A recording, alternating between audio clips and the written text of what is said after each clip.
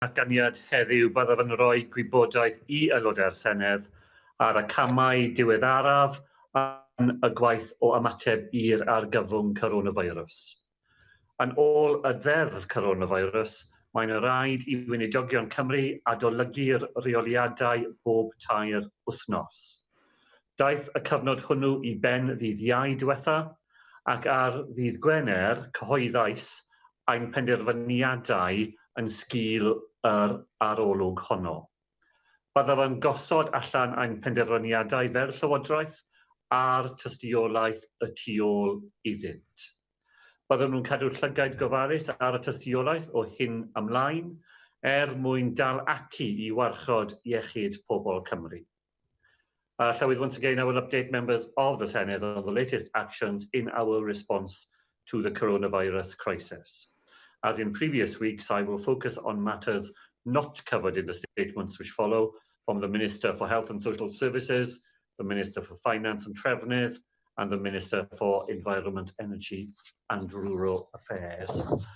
Before I do so, I want to start by reflecting on the VE Day celebrations on Friday of last week. Coronavirus obviously changed the way in which we marked this important anniversary, but it was no less poignant or impressive.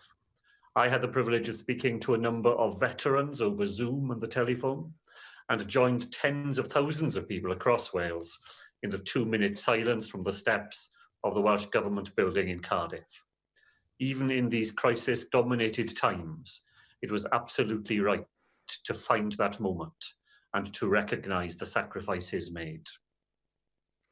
Llywydd, last week I updated members on the progress of the disease. Very sadly, Public Health Wales has reported more than 1,100 people have died in Wales. Behind each number is a person and a family who are grieving. And these are a sobering reminder of the need for continued vigilance and our shared obligation to go on doing all those things which help us to save lives. And it is because of those efforts that the number of new confirmed cases of coronavirus reported every day by Public Health Wales has continued to fall. About 1 in 10 people in hospital are being treated for coronavirus at the moment, and around 1 in 5 critical care beds are occupied by people with the disease. And this is down from a high point of 42% in the middle of April. And of course, I am very pleased to report that more than 3,000 people in Wales have recovered from coronavirus and have left hospital. Llywydd, the Welsh Government continues to respond to the impacts of the lockdown on vulnerable citizens, as I set out last week. We know that for some people, home is not a place of safety, and it is essential that those who need help can continue to get it in spite of the current restrictions. The Deputy Minister and Chief Whip has launched a new campaign to make sure victims and survivors of domestic abuse know how they can access support.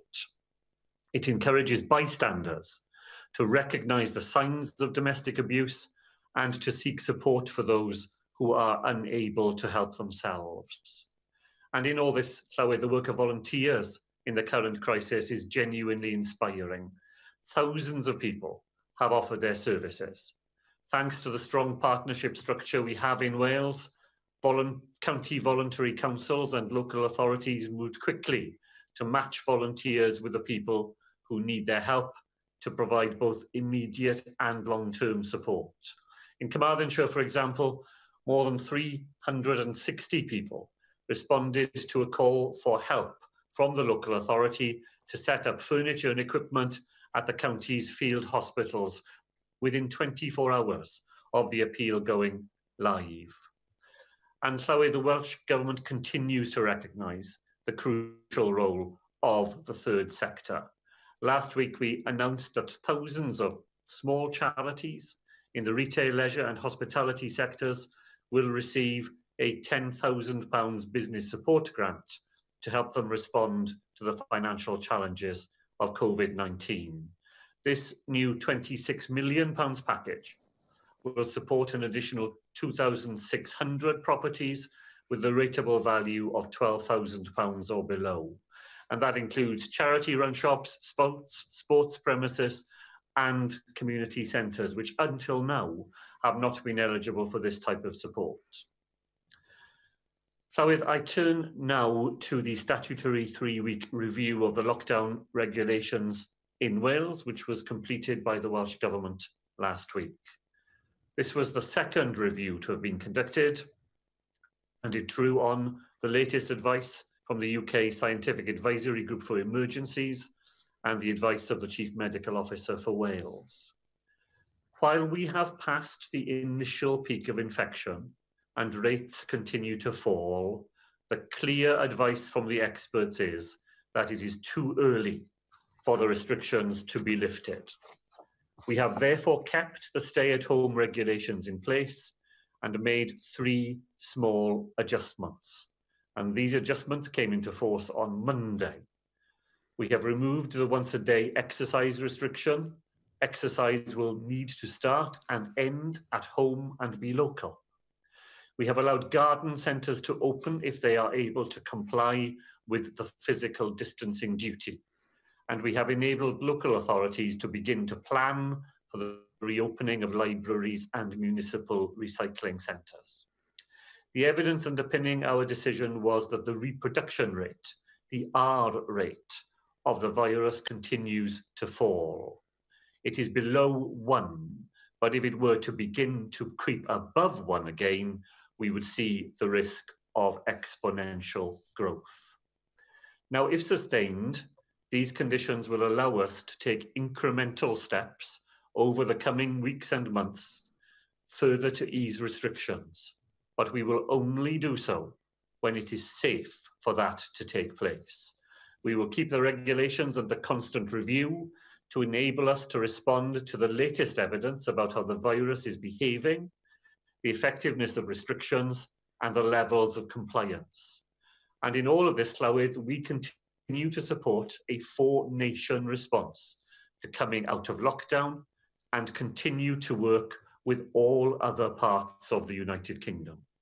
But the actions we take and the timing of changes will be determined by conditions here in Wales. And in responding to the virus, we have built on our distinctive Welsh infrastructure. Our NHS Wales Shared Services Partnership and our relationships with Welsh businesses have helped us to secure supplies of PPE from domestic and international sources. But where there are UK arrangements that can work well for us, we will be part of those as well. On Sunday, the Prime Minister announced a new joint biosecurity centre to advise the 4 chief medical officers on the level of infection across the UK. We are in discussions with the UK government and other devolved administrations about how this can operate most effectively across the United Kingdom, and I will update the Senedd further as the project develops. Later this week, we will provide more details about our plans for the weeks ahead. These are being developed with our partners in the trades unions, in businesses, in local government, in the NHS and other public services. We are planning for the future, and when services in Wales do open, the public can be confident that the arrangements will be safe and workable. So the coronavirus crisis is very far from over. The progress of the disease demands a continuous and highly focused response. And I will continue to report each week to the Senedd on the actions taken by the Welsh Government. Diolch yn fawr. Diolch i'r Prif Weinidog. Arweinydd yr wrthblaid, Paul Davies. Diolch, Llywydd. First Minister, I'm pleased to see that the Welsh Government has now started publishing the scientific and technical advice that the Welsh Government receives to help inform its policies and respond to COVID-19 here in Wales.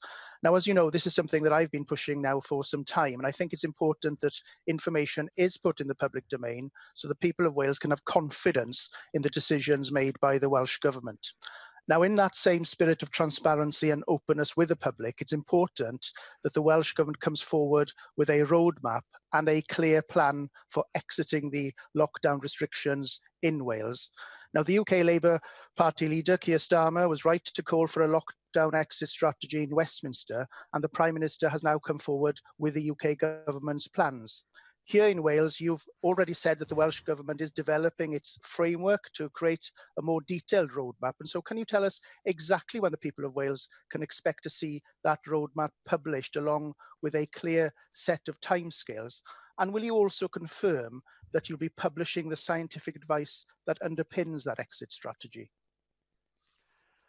Thank Paul Davies for those points. I'm very glad that we are publishing the scientific and technical advice. I agree entirely with Paul Davies that it's important that the public is able to see the underpinning evidence that we draw on in making these challenging decisions. My hope is that we will be able to make our plan for exit, as he called it, public on Friday of this week. It is being worked on still. I want it to be clear, and I want it to be capable of being readily understood by the readership of the Welsh public. So that is my ambition, is that we will publish it on Friday and do it in a way that does the job that Paul Davies referred to, helping our fellow citizens in Wales to be clear about the plans of the Welsh Government and to understand the basis on which they are being drawn up. Now, First Minister, I'm asking for a lockdown exit plan because the people of Wales need that clarity. And right now, there's plenty of confusion over the Welsh Government's regulations and guidance. And I'll tell you why there's confusion, because you yourself have said that two people from different households could meet in a park if they adhere to social distancing guidelines. And then we're told that is not the Welsh Government's advice, and members of different households are not allowed to meet in parks.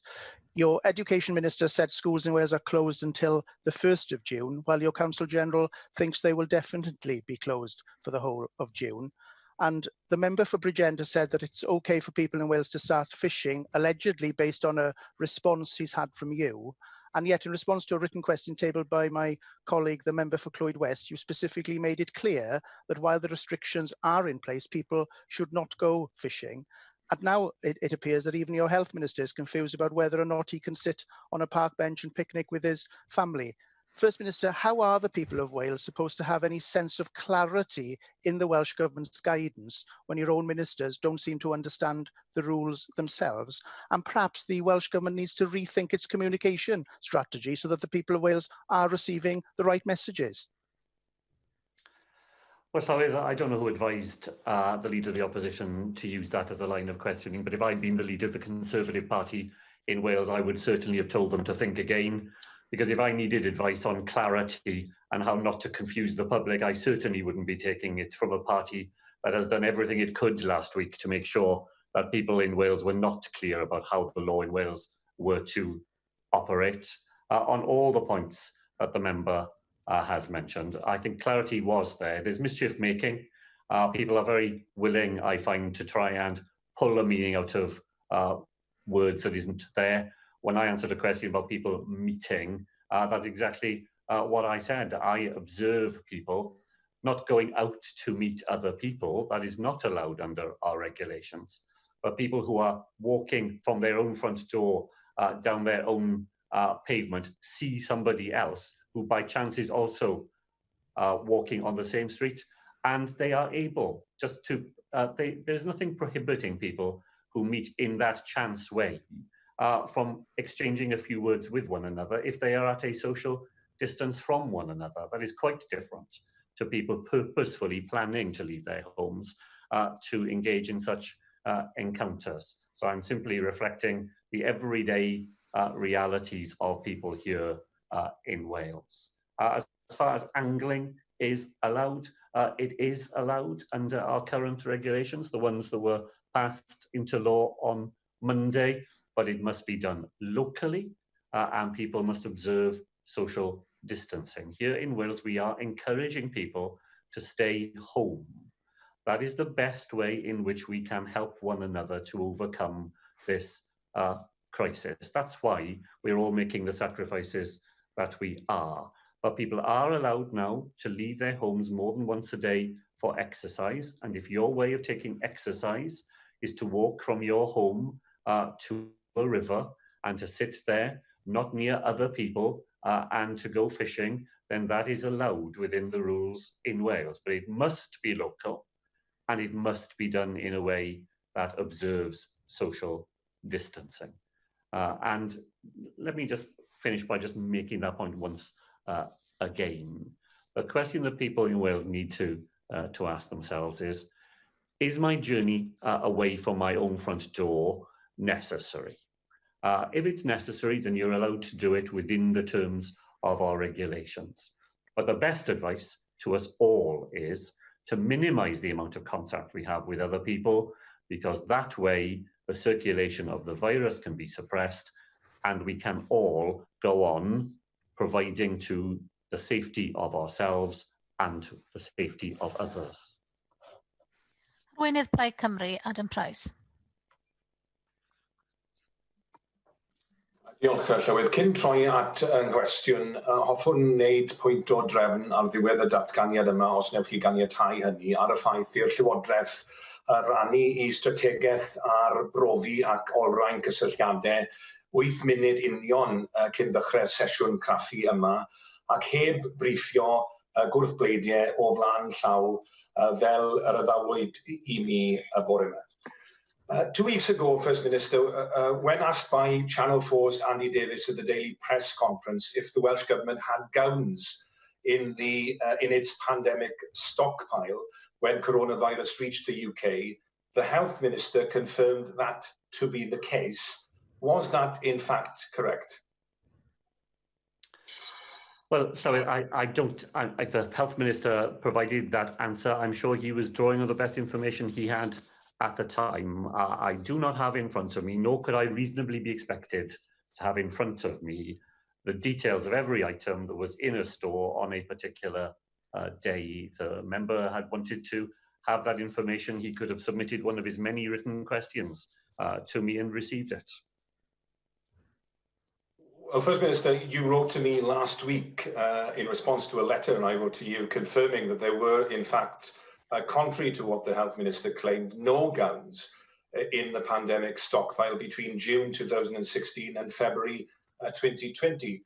Now, in June last year, NERVTAG, the committee that advises the UK government on the pandemic stockpile, specifically recommended that gowns, which have been one of the main problem areas for PPE, be added to it. Now, when I previously raised that report with you, you said that you would go away and look at it. Can you therefore confirm that someone within Welsh Government saw that recommendation, and can you say when that happened? Or did the UK Government fail to share with you this potentially life-saving information? No, I can't answer that sort of detailed question here this afternoon. I'm perfectly happy to answer that sort of detailed question, but it's not one which I think is capable of being answered in the circumstances we are in. I'll pursue the points the member has made and reply to him. On gowns, let's be clear, we have managed to deal with the pandemic in Wales without ever having to tell the NHS in Wales that there wasn't a supply of the gowns that were needed. And as a result of contacts by the Welsh NHS and by the Welsh Government, we have been able to bring half a million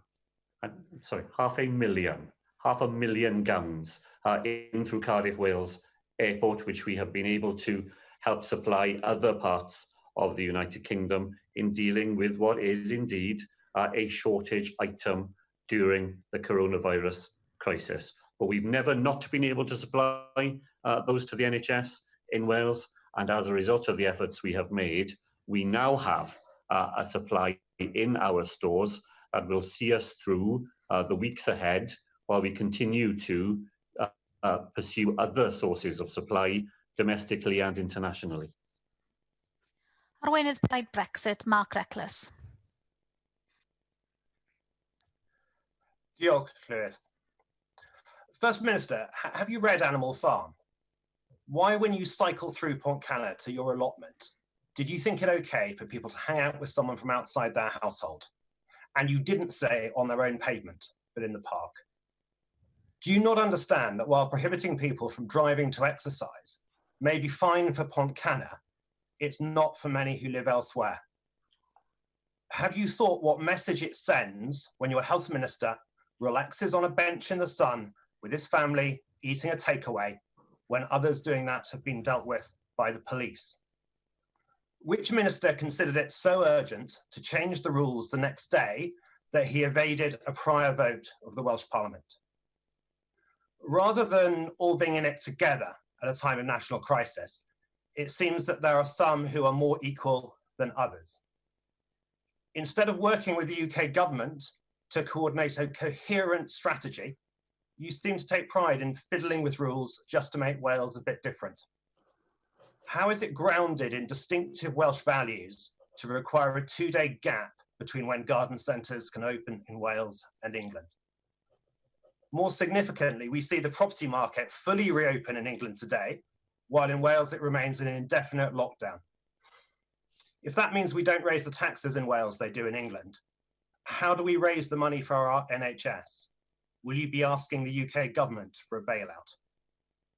In England, the law requires ministers to revoke restrictions as soon as they consider they aren't necessary to control infection. In Wales, you've just removed that legal requirement. Instead, ministers can keep restrictions for up to 6 months, purportedly under your policy, if they have a high positive equality impact, or provide any opportunities to widening participation and a more inclusive society. First Minister, isn't it time you were held to account by the underlying UK law, which requires all restrictions to be reasonable and proportionate? So the member is quite wrong in thinking that that law does not apply in Wales. It does apply in Wales. It continues to apply in Wales. Well, I think you just said a moment ago, and I can do without being interrupted, actually. I think you said a moment ago that Welsh ministers were no longer bound by the need to remove restrictions if they are found not to be proportionate to the need to deal with the crisis. So that is not the case.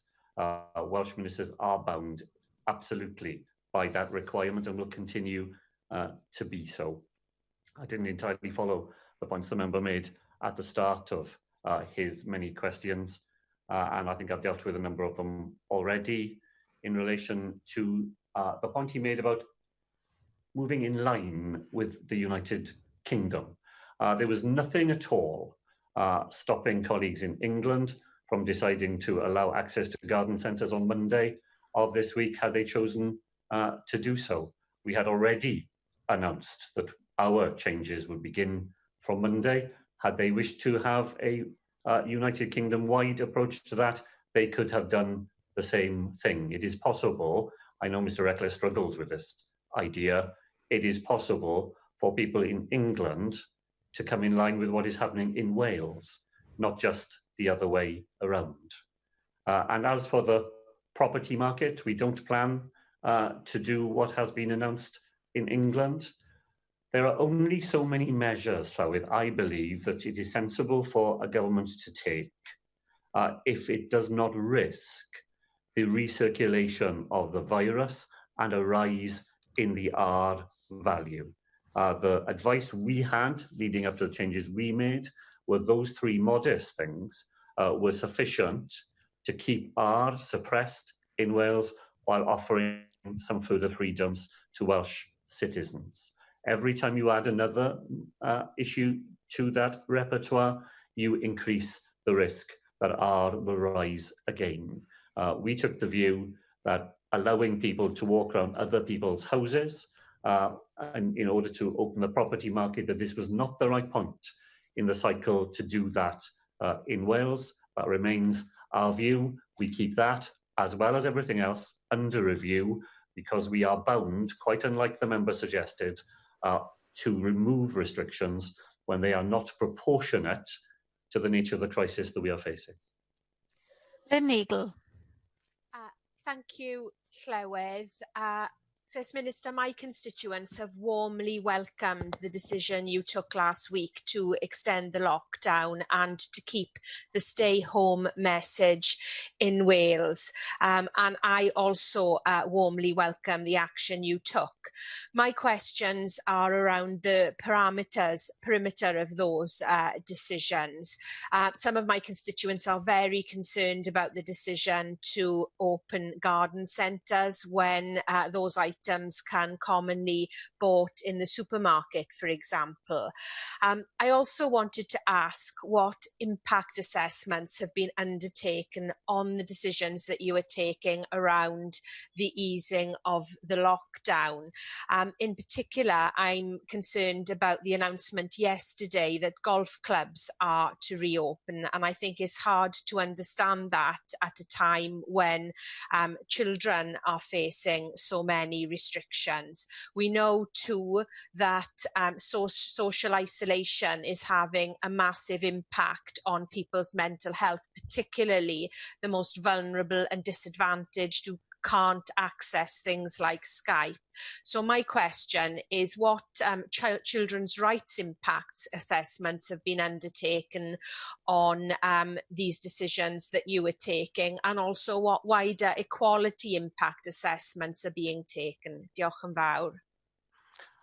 So I thank Lynigel for those questions, and I think she's right. Her experience in Torfaen, I think, is mirrored across Wales. There has been support for the Welsh Government's position in only being willing to move out of lockdown in the most careful and cautious way. I think the decision on garden centres actually has been widely welcomed as well.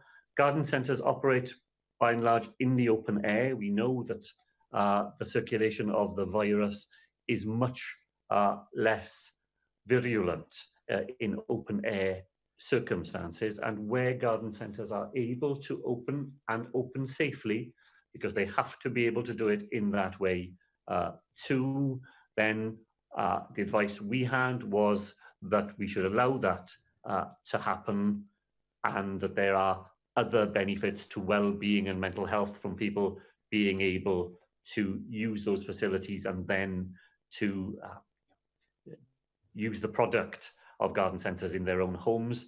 And each of the measures, so each of the measures that we have considered has been evaluated against the tests that we set out in our framework document published over 2 weeks ago, that showed how we would assess the case for and the case against any specific moves which are of the sort that we announced on Monday.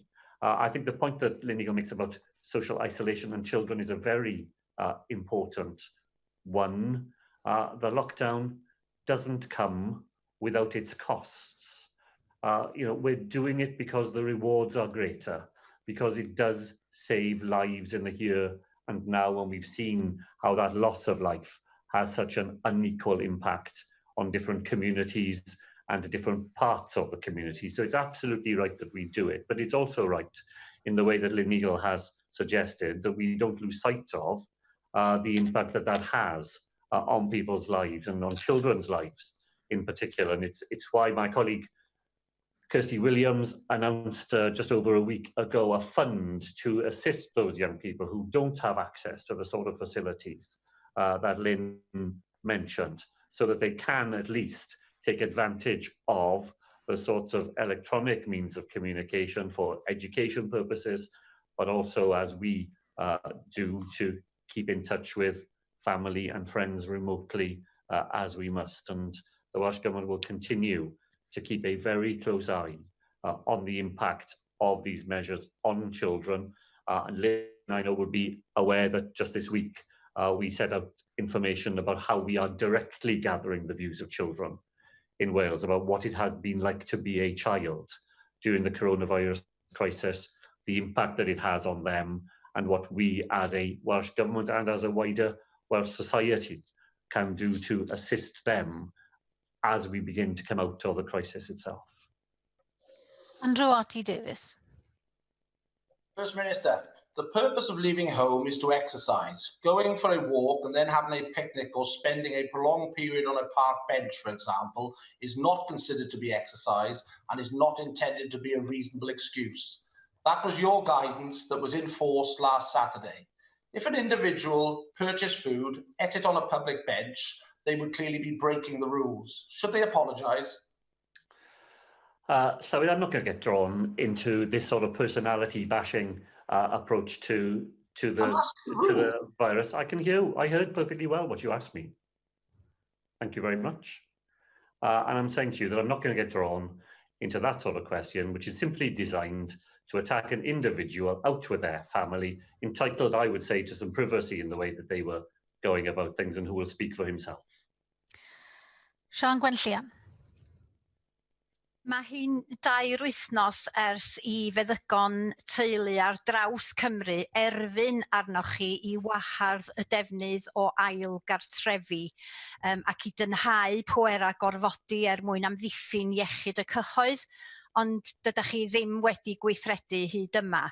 Does bosib erbyn hyn fod angen gweithredu a ninnau ar drothwy yr silgwyn ac yn sgil y newidiadau i'r rheola a'r pwyslais yn Lloegr. Felly, hoffwn ni ofyn pa fesura pellach fyddwch chi'n ei rhoi ar waith I sicrhau bod rheoliadau Cymru yn cael eu parchu, a hoffwn ni wybod hefyd be ydych penderfyniad yn sgil y trafodaethau da chi'n gael efo'r heddlu a'r awdurdodau lleol. Nathach chi sôn am hynny y tro dwytha I mi bwyso arnoch chi am orfodaeth llymach. Ac a ydych chi yn cytuno efo'r 4 llu heddlu fod angen cynyddu'r dirwyon sy'n cael ei gosod am deithio di-angen? Wel, diolch I Sian Gwenllian am y cwestiwn ac am mynd ar ôl y pwnc mae wedi codi unwaith eto prynhawn. Mae'n wrth gwrs ni'n cymryd beth mae pobl lleol yn dweud ato ni o ddifri. Dyna pan oeddwn ni wedi cael y trafodaethau unwaith eto gyda'r awdurdodau lleol a gyda'r heddlu. A fel esboniais I tro diwetha, mae nifer o pethau pwysig I cymryd I fewn I unrhyw penderfyniad. Mae hawliau dynol da bobl, a mae rhaid I ni feddwl am hwnna. Y tystiolaeth, rhaid I ni cael y tystiolaeth hefyd o faint o bobl sy'n wedi, wel, mae rhaid I ni cael y tystiolaeth. Mae rhaid I ni gwybod y nifer o bobl sy'n wedi dod I Gymru a mae yn yr ail cartrefi ar hyn o bryd. Fel esboniais I yn yr ateb I Mark Reckless, ni'n dal I fod yng Nghymru dan y gyfraith sy'n dweud unrhyw beth ni'n neud, mae rhaid I hwnna fod yn proportionate. A trwy'r sgwrsiau gyda'r awdurdodau lleol, a casgliad I fi, oeddwn ni ddim yn digon siŵr, mae'r problem yw ble I ddweud I bobl sy'n aros yn y tai nhw, bydd rhaid I nhw fynd adre. Nawr, wrth cwrs, dyn ni ddim yn eisiau bobl I wneud pethau fel yna. Ni'n dweud bob tro I bobl paidio I wneud e. A yn y sefyllfa nawr, ble mae pobl yn Lloegr yn gallu mynd yn y ceir I unrhyw le mae nhw'n eisiau yn Lloegr, mae hwnna wedi creu fater newydd I ni, a ni wedi bod yn trefnu hwnna gyda'r heddlu wythnos yma. A wrth cwrs dwi'n fodlon I siarad da nhw am os mae pwerau da nhw, os mae'r cost sydd da nhw I bobl sydd ddim yn gwneud beth sydd angenreidiol iddyn nhw, os mae rhaid I ni wneud fwy. Ni'n defnyddio lot o bethau ar hyn o bryd, ni'n defnyddio'r arwyddion sydd da ni ar yr M4 ac yn y gogledd I roi y neges I bobl sy'n teithio I fewn I Gymru. Peidiwch I wneud hynny, ni'n trial I cael pethau yn y paparau lleol yn Lloegr I esbonio I bobl pam ni'n wneud be ni'n wneud yma yng Nghymru. So ni'n trial I wneud popeth allwn ni feddwl I wneud, a ni'n dal I sgwrsio gyda'r heddlu, gyda'r awdurdodau lleol. Os mae sefyllfa yn newid, a mae'r achos yn gryfhau I wneud pethau eraill, ni'n hollol agored i wneud e. Dawn Bowden. Diolch, Llywydd. First Minister, during your press conference on Monday and again in your statement today, you've touched upon some of the important factors that help to determine your decision making in Wales, including the health inequalities in our population. Now, I know that some people see an opportunity for change in our current circumstances. So, for example, delivering on active travel plans or more gardening to produce your own fruit and vegetables. And I wouldn't disagree with any of that. But I believe there's a real danger that without ongoing action by both the UK and Welsh governments, there's a further and a real risk of this virus creating greater health inequalities caused by ever more deeply embedded poverty and debt. So can I ask you, First Minister, if these concerns form part of the government's thinking and planning about the future, and what do you think will be the first post-COVID steps needed to start addressing some of these inequalities? Well, Llywydd, I entirely agree with Dawn Bowden. All the emerging evidence is that this is a virus that attacks those people in our society who are most vulnerable, and poverty is an underlying vulnerability because poor people tend to live more closely by one another, and the virus circulates where people are more densely in more densely populated areas. If you're poor, you're more likely to have underlying health conditions, and it's a virus that attacks people who have underlying health conditions, and you just don't have the resources that other people are lucky enough to be able to draw on to protect yourself against the crisis that we face. So Dawn Bowden is absolutely right to point to the way in which underlying health inequalities are compounded by the virus. And when we come out of all of this, I just want to echo something that the former First Minister said to me in the session last week. But we cannot go back simply to the way things were before, in which we overvalue the contribution of some people in our society, which has of been no practical use to us in this crisis, and we undervalue the contribution of other people who are often the least well paid and the least well resourced. So it's incumbent on us in the Welsh Government, certainly. It's why we put, as you know, for example, £11 million more into our discretionary assistance fund to get help directly to people, 11,000 payments made already directly for COVID-related purposes from the discretionary assistance fund, more than £670,000 paid to the poorest families in Wales. And the UK government will need to match that too. It's very disturbing, isn't it, to hear reports in the newspapers today of the UK government planning to deal with the consequences of coronavirus by a pay freeze amongst public sector workers, those very workers that we have relied upon to get us through this crisis.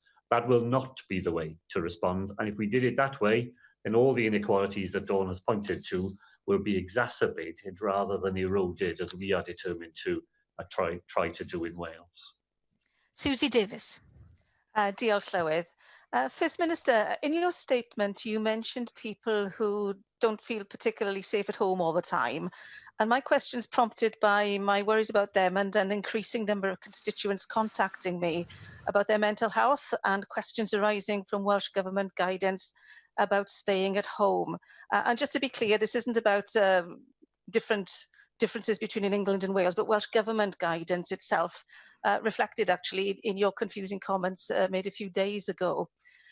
When you publish it on Friday, will the scientific evidence on which you rely explicitly highlight the evidence which supports that a gathering of two people from different households is safe, or that it's safe for two people from different households to come across each other in a library, but not for two people from different households where there have been no symptoms for weeks, going for a socially distanced walk together deliberately as opposed to the chance meeting you referred to earlier? And will it also highlight the evidence which says that it's safe to drive and encounter anyone at a garden centre subject to the social distancing, but not safe to drive? You can walk or cycle, but not drive to your nearest lake or beach to go fishing by yourself? Or can you confirm that local and does in fact mean nearest in those circumstances? What always local means the common and everyday understanding of what local is. Our advice to people in Wales is stay home. Stay home, protect the NHS and save lives. That's been our message for the last 6 weeks, and it's our message now. So if you are leaving your home for exercise or for other purposes, stay local. Because by staying local, you stay safe. It's not an invitation to jump in your car and drive somewhere else, to do things that you could do just as easily on foot and from home. So some things are not done as easily in that way, and you may have to be in your car if you have to be. But it's only when you have to be, not because it's something that you would find convenient or entertaining to do. The more you travel, the more we go around, the more the virus will spread. And all the efforts we have made have been designed to stop that from happening, and we've succeeded in doing that. So what we don't want to do is to put that at risk by encouraging people to do things that add to the risk levels. We had a very carefully calibrated decision to do 3 things that we thought we could make available to people in Wales while still staying below the level at which the R value will rise and the virus will start to circulate again. That's the lens that people should be using to think about any of these decisions. The more we do outside the home, and particularly when we don't do it locally, the more risks we will be causing to one another. And the Welsh Government's advice and the scientific advice that we are drawing on is all clear about that. It needn't confuse anybody. And it's not helpful, I think, to try forever to be finding ways in which you can pull sentences in one direction or another in order to cause a bit of confusion. The position in Wales is simple. Stay at home, stay local, and stay safe. Leanne Wood.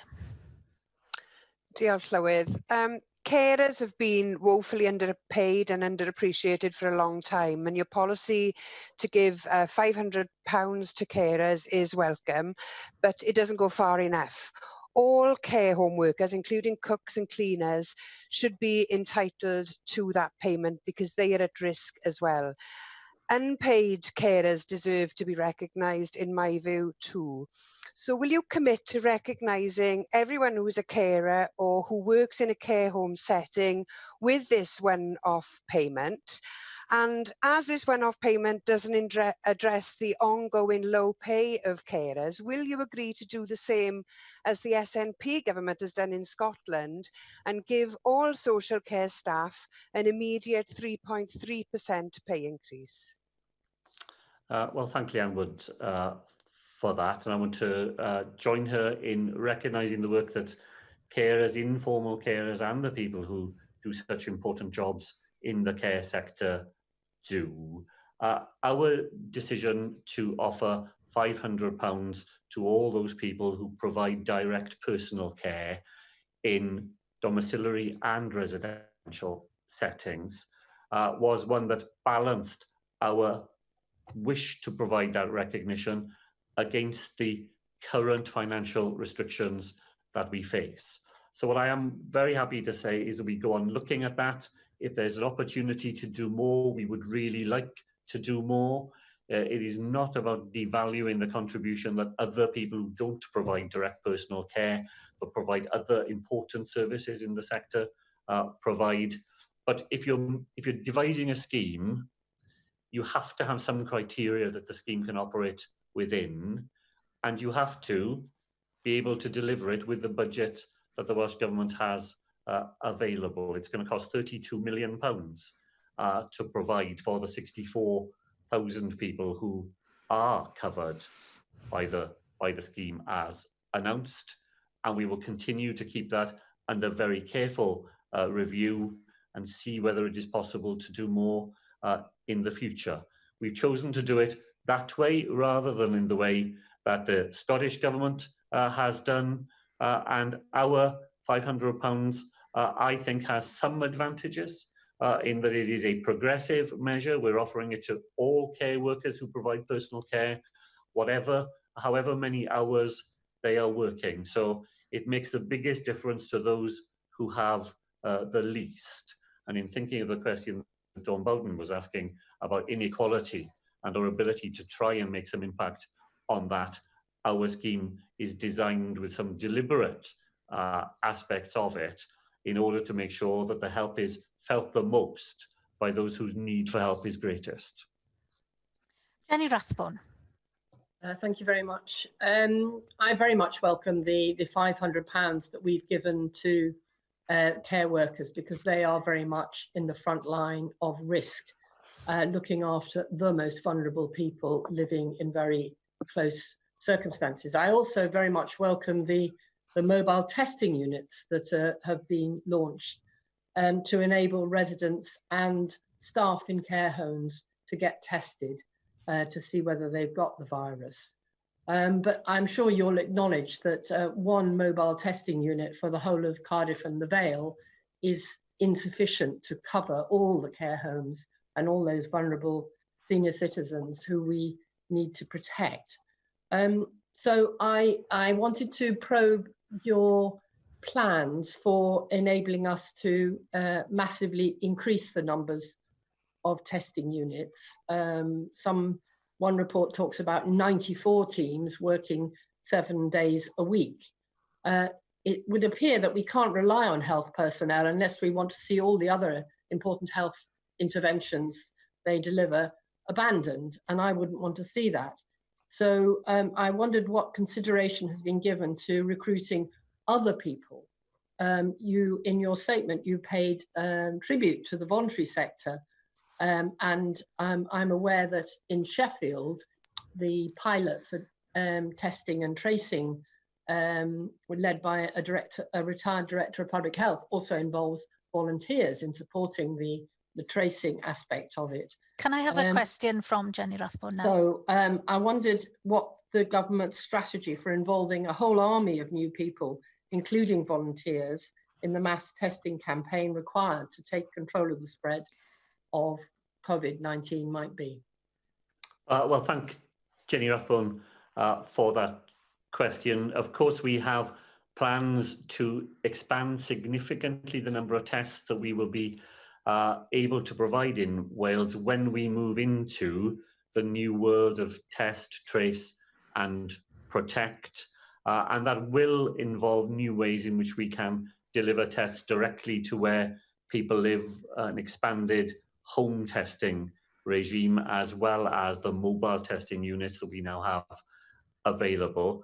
And of course, Jenny Rathbone is right that when we move to that more community-based system, we will need a lot more people to be involved in contact tracing.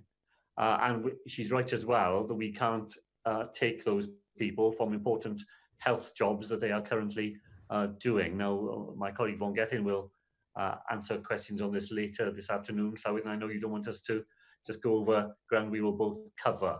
But in the test, trace, protect document that we have published earlier today, it says that we're looking for about 1,000 people in the first instance when the system begins. And we think that most of those people will come from local authorities, people who are not able to do the jobs they would normally do, but are being paid by local authorities and can then be put to work in this new way.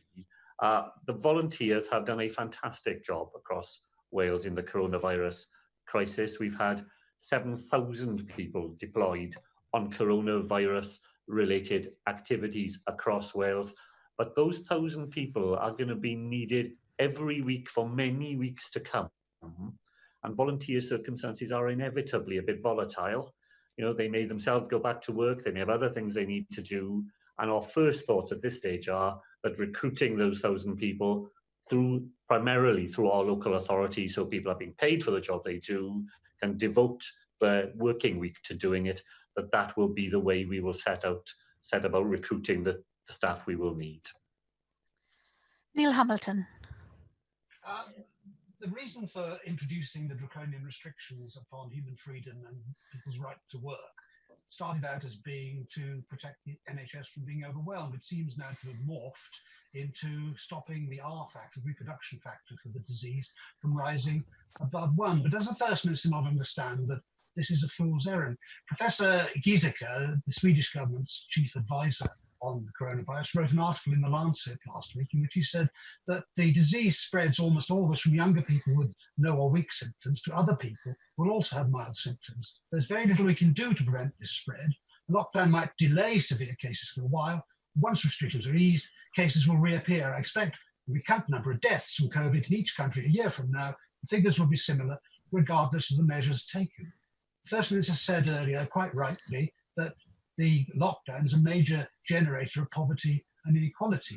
Therefore, we must lift the restrictions as quickly as is consistent with stopping the health service from being overwhelmed in its ability to treat severe cases. In Sweden, the infection rate of the disease is actually less than here in Britain. And in Stockholm County, about a quarter of the population have now had this infection, but the death rates in Sweden, although higher than their neighbours, are not dramatically different from the death rates in other Western European countries. So does he not see that the overall best interests of the people of this country are in being bold rather than timid, which is what the Welsh Government seems to want to do?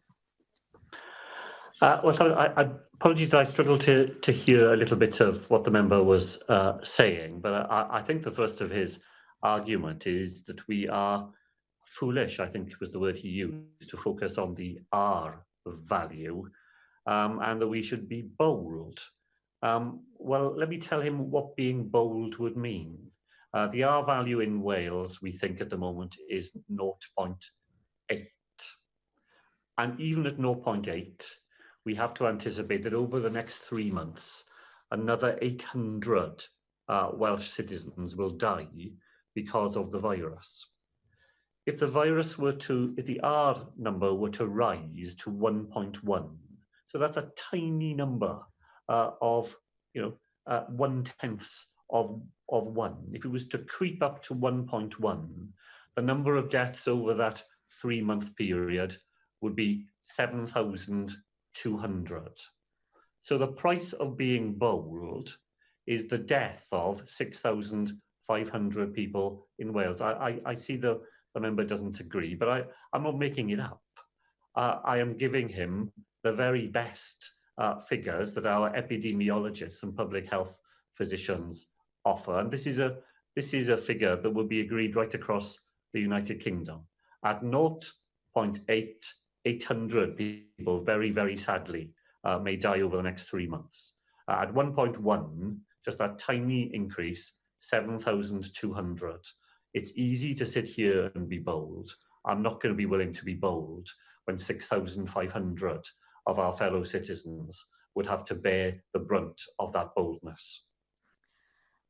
Before I call yw'r Davies, can I just make sure that members have their microphone close to their mouths when they're speaking? I've only just noticed that perhaps Neil Hamilton's wasn't at that point, but it was just about possible to hear.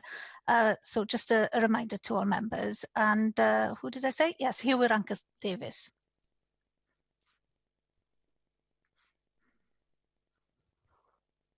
Diolch Llywedd, I hope you can hear me. Yes. Could I ask you, First Minister, for your emerging thoughts on the work being taken forward by the Council General on rebuilding post-Covid-19 and the similar work being developed by some of the big city mayors in England on the theme of building back better? In this terrible ongoing tragedy of coronavirus, people have seen also firsthand the benefits of cleaner air, lower traffic, more livable streets and communities in places which were previously choked with pollution and congestion. And under lockdown, people have seen firsthand the quality of life benefits of vibrant green spaces as compared to tarmac and concrete, and more space and freedom to walk and cycle rather than to drive. So, First Minister, can I ask what measures can be put into place right now and going forward as the restrictions may be eased to enable more and more people to get around for work and recreation by walking and cycling, especially while the capacity of public transport remains constrained, and so that we can avoid a calamitous return to traffic congestion, air and noise pollution, and the associated health impacts, and so that we can respond to the very real underlying climate change emergency? Thank you, Ranka Davies, for that. And can I just begin by admiring the tribute that I can see behind him to people from the Llinvi Valley who lost their lives in fighting fascism during the 1930s. He will have seen the statement that my colleague Lee Waters put out last week, inviting expressions of interest by the 21st of May from our local authorities to take advantage of the fact that roads are nowhere near as busy as they otherwise would be, to try to lock in some of the advantages that Ranka Davies has referred to.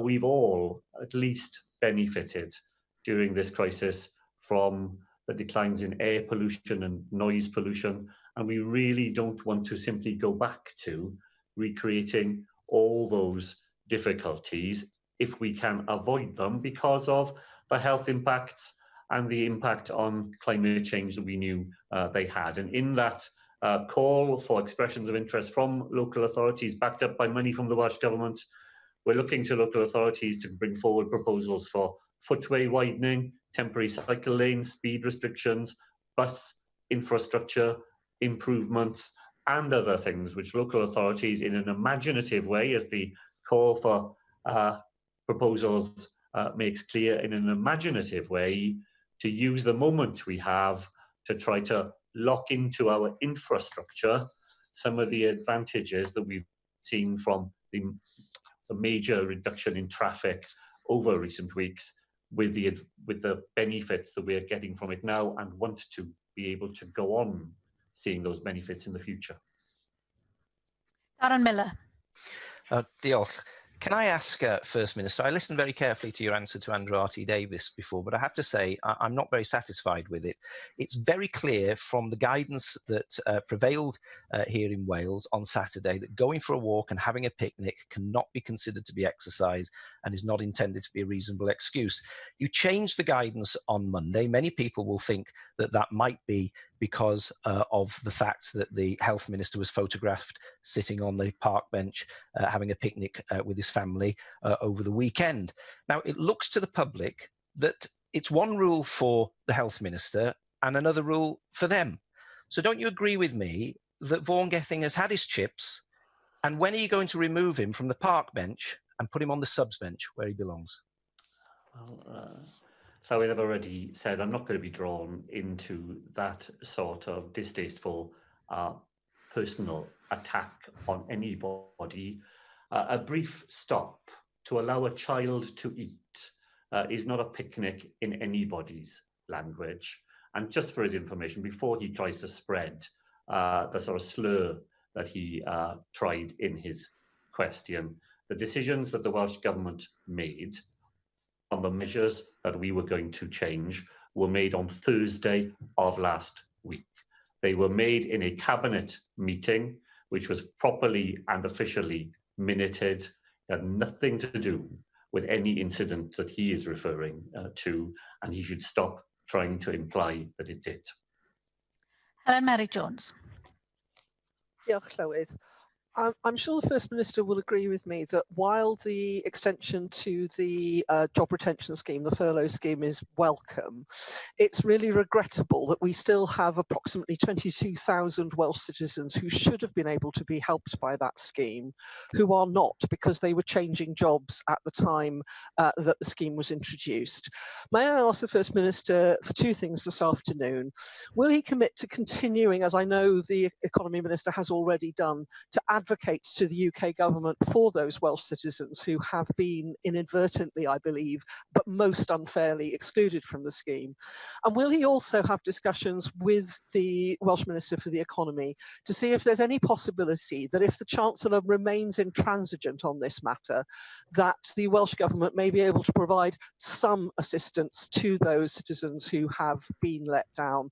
I should be clear here, Llywydd, I'm not suggesting that the Welsh Government would be able to afford to replace furlough, but there may be some other kind of assistance that can be provided if the Chancellor cannot be persuaded to include these people. So I can thank Helen Mary Jones for those very constructive suggestions. I will share with her, you know, we welcome the furlough scheme, we welcome its extension, and I think she's right as well, that the unfairnesses in it, particularly to those people who were changing jobs at the time, was not an intentional unfairness, but it is a very real unfairness in the lives of those individuals. And we do and will go on putting those points directly to the UK government as evidence of some of the unintended aspects of the schemes put in place by the UK government become more apparent. Helen Mary Jones will know that we paused our own economic resilience fund to take stock of it, to see whether there is any fine-tuning that we could make to be able to meet some additional gaps in the provision made by the UK government. We're working hard inside the Welsh Government now to see if there are any further ways in which we might be able to collect some money together to bolster that fund still further. And I will absolutely make sure that I discuss with Ken Skates the plight of the people that Helen Mary Jones has highlighted this afternoon. John Griffiths. Diolch yn fawr, Llywydd. First Minister, as we go through this pandemic, it's becoming increasingly clear that there is greater incidence of the disease in our black and minority ethnic communities.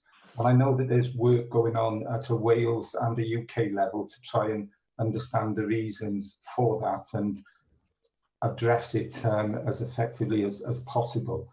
But as we move out of lockdown, First Minister, and perhaps we move towards trace, identify, test, trace and protect, I think there's going to be a stronger need still to make sure that engagement with our ethnic minority communities, communication and messaging is everything that it needs to be, given language and cultural differences. So I just wonder whether Welsh Government will be stepping up its efforts to make sure that we are understanding and engaging with our ethnic minority communities ever more effectively, given that the particular threat posed to them by this terrible virus. Can I thank John Griffiths for those important questions. I think I said last week in answering questions that I was going during the rest of the afternoon to attend part of the meeting of the advisory group that we have set up from black and minority ethnic communities, and I did indeed do that, and looking forward to some of the recommendations from the work that is being chaired by Judge Ray Singh and involves people from a wide range of relevant communities in Wales. The point that John Griffiths has made this afternoon was echoed in that part of the conversation that I was able to listen in on, which is that community level engagement will require a different sort of approach.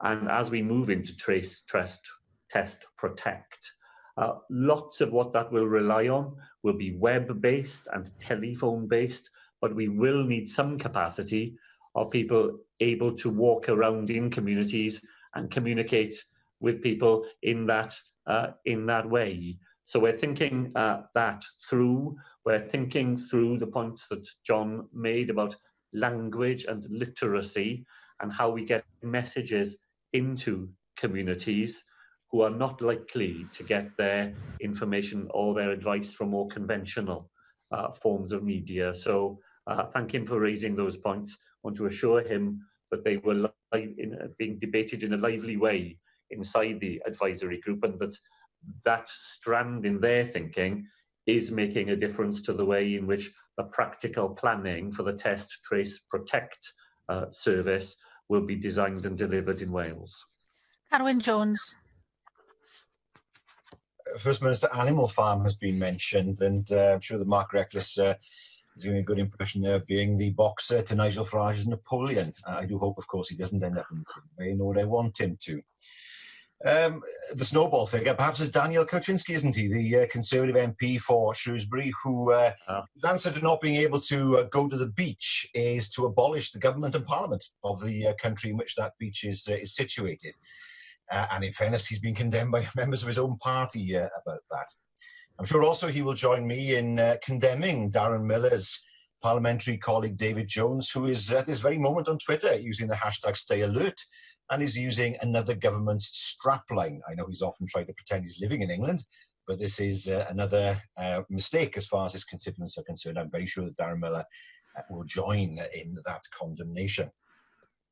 First Minister, do you agree with me that what we've heard today regarding the Health Minister is deeply misleading?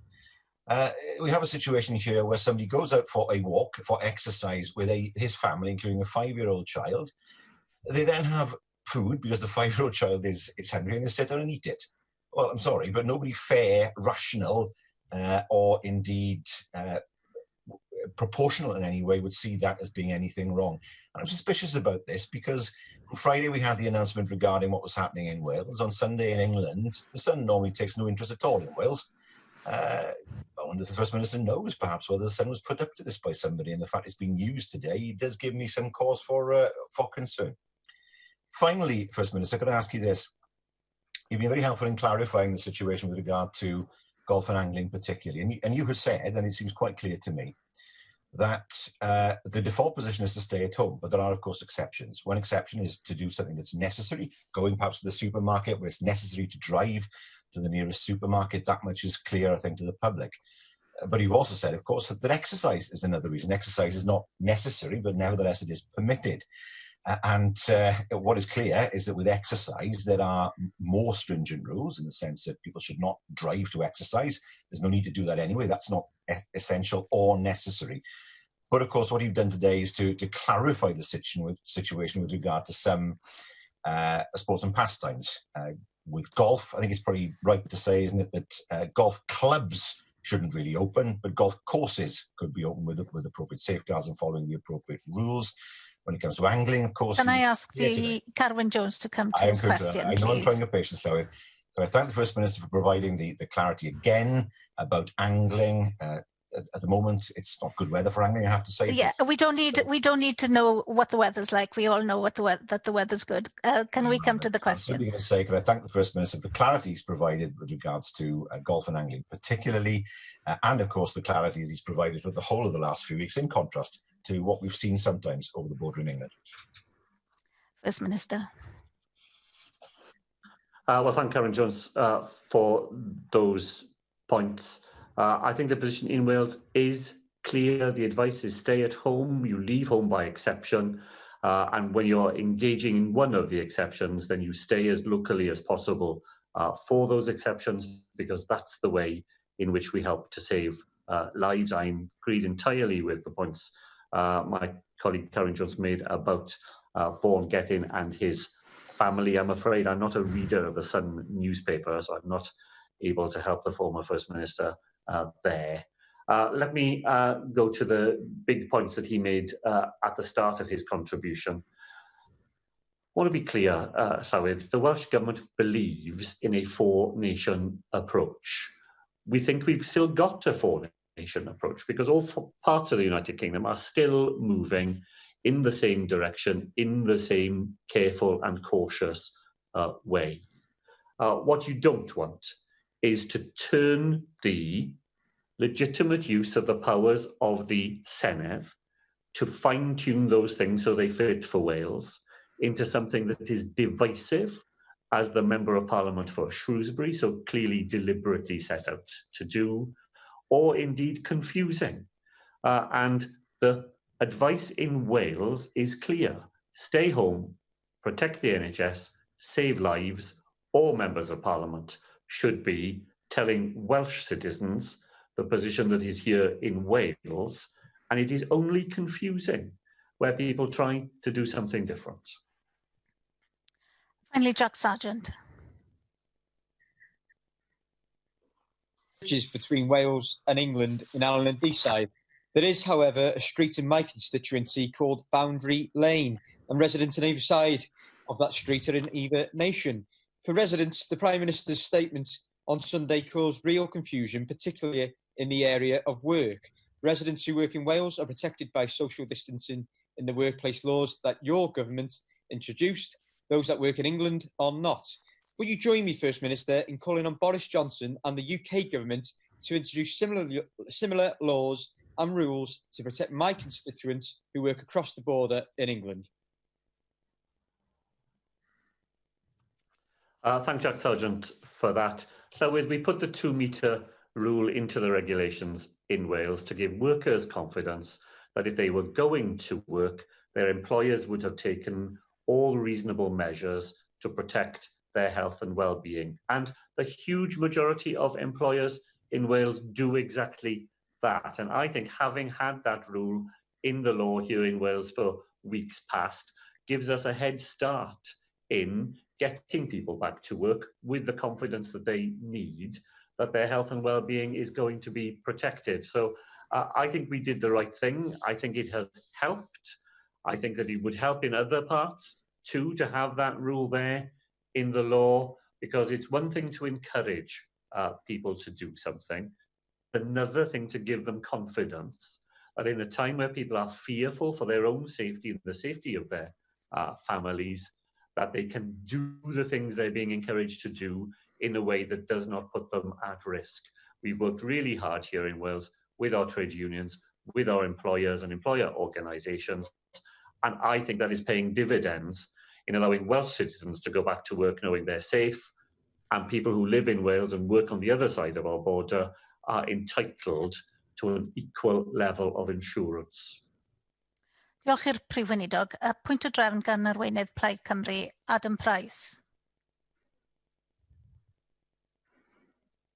Diolch, Llywydd. Earlier today, the government published Test, Trace, Protect, probably actually one of the most important documents it's published so far as part of its policy around the virus. It was published at 13/22, so members will not have had the opportunity, obviously, to study the document, 8-page long, in the depth that it requires. This will be our only opportunity today to scrutinise the government and ask questions of the Minister in relation to this strategy for the next 7 days. So I was wondering if you would consider, Llywydd, using the power that you have under section 12.18 of the standing orders to call a short break of half an hour so that members can have the opportunity to read the document before they respond to the Health Minister's statement, or alternatively, using the power that you have under section 12.17 to change the order in the statements today. So we have the Health Minister's statement later in the afternoon, once again giving members the opportunity to read the statement, read the strategy document first, so they can ask questions fully informed about the government's policy.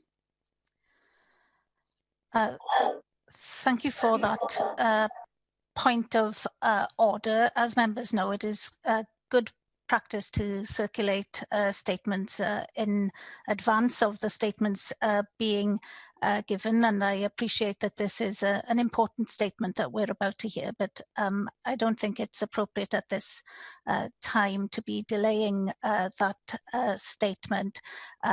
So I hope that all members' attention has been drawn by Adam Price to the document that was circulated at 13/22, and I'm sure that the Health Minister will be making references to that during the statement, but it is, as I've said, good practice to give members as much time to consider important information as is possible.